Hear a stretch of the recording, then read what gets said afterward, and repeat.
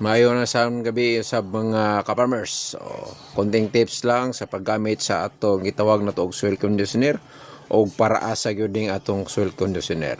So ang soil conditioner o plant booster na to nga extra tonic maayo ug epektibo gyud ni sa atong pagkontrol sa mga nematodes o mga bakterya nga naa sa yuta. Kay kung daghan ang bakterya sa yuta, hinay ang tubo sa atong tanom bisan og daghan na tagi apply nga abono. Mao nang ang sikreto mga ka-farmers, labi na sa mga rice area, ato gyud nang isprehan ang ato mga area og soil conditioner nga extra tonic para ang atong mga humay paspas ang tubo o gamay ra ang atong gasto sa abono kay perting mahala sa abono karon. Mao na nga atong buhaton aning atong extra tonic mga ka-farmers.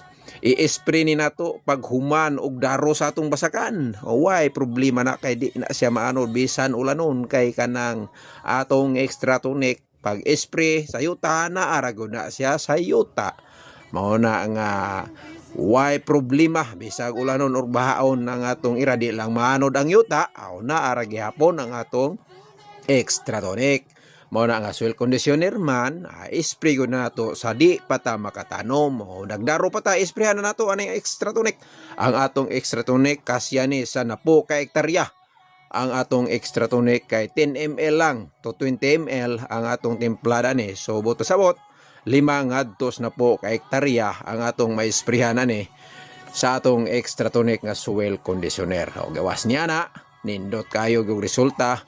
Kay di na gyud ta dako og gasto sa atong abono kung magamit nato ni maintain sod sa 5 ka tuig na usa ka sako lang yun na abono ang imong gamiton sa usa ka hektarya. So layin ninyo mga ka-farmers kay proven and tested ni sa mga research nga gikan sa nalaing nasod. Mao na karon atong ipailayla atong extra tonic nga dako kayog tabang sa atong pagpananom og humay tungod kay labihang mahala na sa mga fertilizer.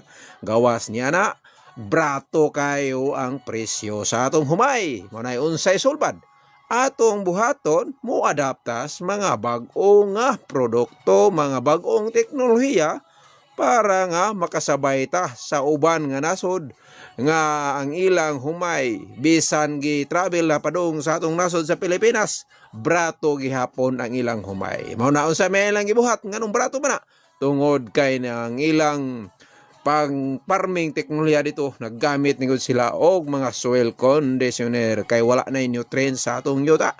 Mao na nga click na yung basket below ayaw mapaglangan aron sulbad ang atong problema.